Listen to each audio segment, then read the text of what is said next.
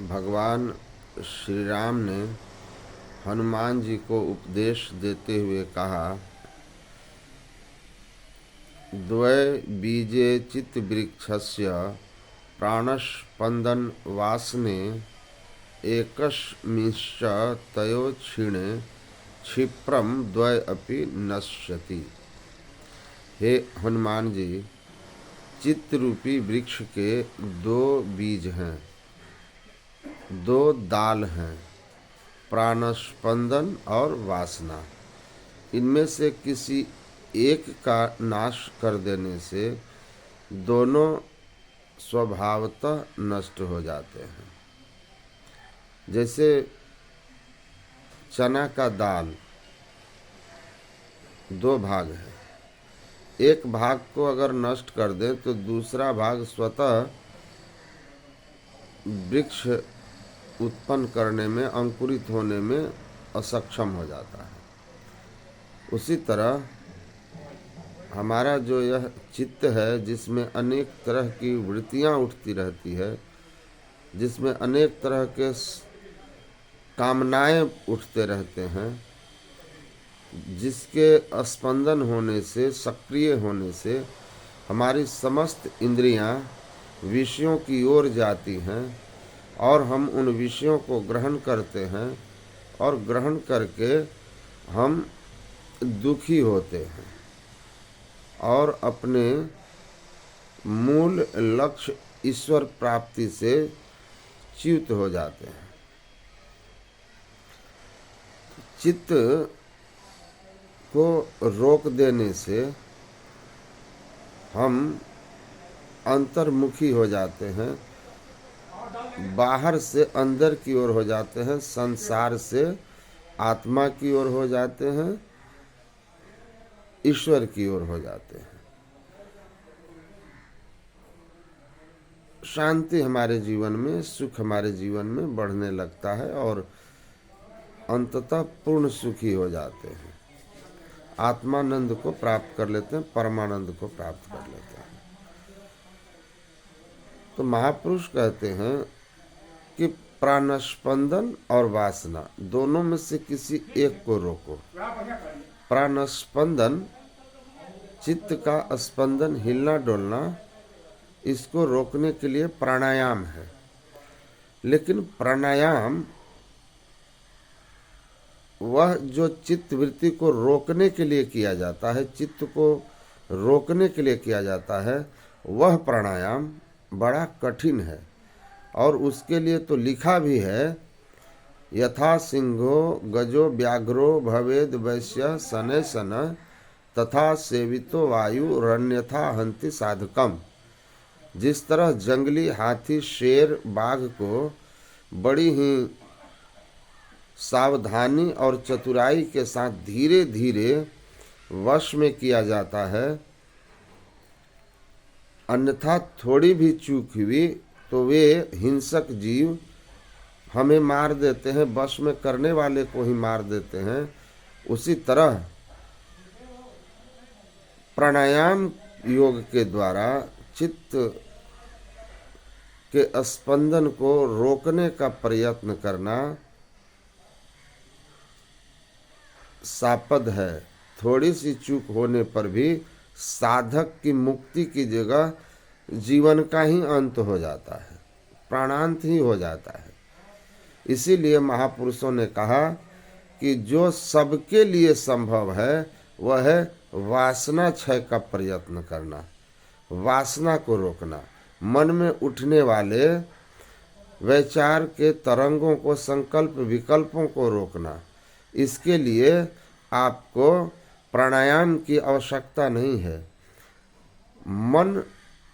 मन को रोकने के लिए गुरु मंत्र का, इष्ट रूप का, ध्यान का प्रारंभिक सहारा है, जिसमें हम एक मंत्र के सहारे अपने मन को रोकते हैं, उस मंत्र में मन को लगाते हैं और किसी भी तरह के बाहरी ख्याल जो मन में आए उसको हटाते जाते हैं।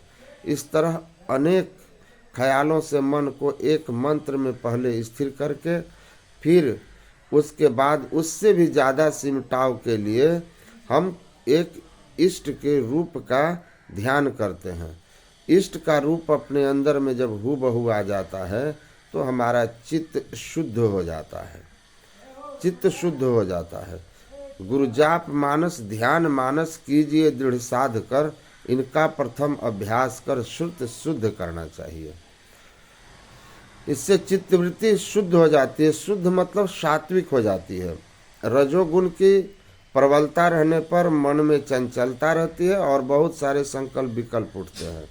तमोगुण की प्रबलता में आलस और निद्रा प्रमाद रहता है। सतोगुण जब हमारा मन हो जाता है सतोगुणी, तब उसमें सौम्यता आती है, शांति आती है, प्रसन्नता आती है और मन को एकाग्र करना सहज हो जाता है। तो मंत्र जप और इष्ट रूप के द्वारा चित्त को शुद्ध करके अनेक नामों से एक नाम में, अनेक रूपों से एक रूप में लाकर फिर मन के पूर्ण सिमटाव के लिए, वासना को पूर्ण रोकने के लिए, किसी भी तरह का कोई ख्याल न रह जाए, कोई नाम न रह जाए, कोई रूप न रह जाए और पूर्ण सिमटाव हो जाए, उसके लिए एक बिंदुता की प्राप्ति करनी होती है। बिंदु वह है जिसमें लंबाई चौड़ाई और मोटाई न हो। वहाँ अपने उस स्थिति तक अपने चित्तवृत्ति को ले जाना है, अपने मन को ले जाना है। इसके लिए महापुरुषों ने कहा सहज साधन है बिंदु ध्यान या दृष्टि योग या सुषुम्ना ध्यान या शिव नेत्र का ध्यान या नासाग्र ध्यान, जिसको भगवान कृष्ण ने कहा है कि सभी दिशाओं को छोड़कर नासाग्र में देखिए। यह देखने की युक्ति है, यह गुरु से सीखना पड़ता है कि किस तरह दसों दिशाओं को छोड़ करके हम उस स्थान पर देखें जहाँ जाकर हमारा पूर्ण चित्त का सिमटाव हो जाए। यह दृष्टि योग से होता है। दृष्टि कहते हैं देखने की शक्ति को, योग कहते हैं जोड़ने को।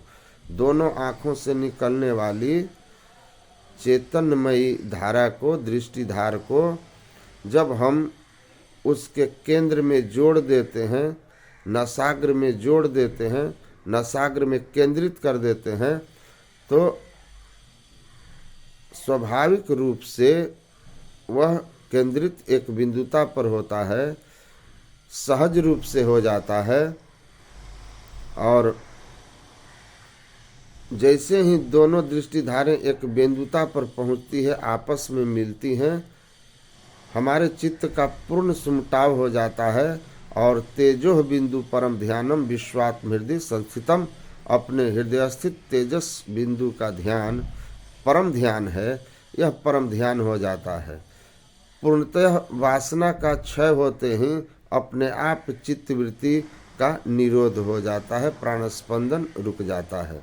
गंग जमुन सरस्वती संगम पर संध्या करो नित भाई, दृष्टि युगल कर अंगुल द्वादश पर दृढ़ थिर धरु ठहराई, प्राणस्पंद बंद हो जाई मनहु तजई चंचलाई। इस तरह मन की पूरी चंचलता जाती है, वासना क्षय होता है और प्राणस्पंद अपने आप बंद हो जाता है, प्राणस्पंदन। उस अवस्था में साधक पूर्ण एकाग्रता को प्राप्त करके चित्त के पूर्ण सिमटाव से, चित्तवृत्ति के पूर्ण सिमटाव से पिंड से ब्रह्मांड की ओर चला जाता है, अंधकार से प्रकाश की ओर चला जाता है, तमसोमा ज्योतिर्गमय हो जाता है। इसी को गुरु नानक देव जी महाराज ने कहा, एक दृष्टि समसर कर जाने जोगी कहिए सोई। योगी वही है जो अपने दोनों दृष्टिधारों को एक करना जानता है, सम करना जानता है। बाइबल में ईसा मसीह ने भी यही कहा कि शरीर का दीपक आँख है, जब तुम्हारे दोनों आँखें एक होगी तो तुम्हारा संपूर्ण शरीर उजियाला होगा। ये दोनों आँखों को एक करना, सुषुम्ना में दोनों आँखों की दृष्टिधारों को संयुक्त करना है। यह बड़ा सहज और सरल साधन है। इसमें कहीं कोई कठिनाई नहीं, इसमें प्राण जीवन का कोई खतरा नहीं। यह सब कोई कर सकते हैं इसकी युक्ति जान करके। गुरु से इसकी युक्ति जान लीजिए, बड़ा सहज है, सरल है राज महि राजा, जोग मह जोगी, तप में तपिसुर, गृहस्थ मह भोगी, ध्याय ध्याय भक्त सुख पावा, नानक तिस पुरुष का किन अंत न पावा। इस तरह से सभी कोई करने का अधिकारी हैं, इसमें कोई खतरा नहीं है और इससे चित्त का पूर्ण सिमटाव होता है, पूर्ण शांति की प्राप्ति होती है, आवरण भेदन होता है, माया का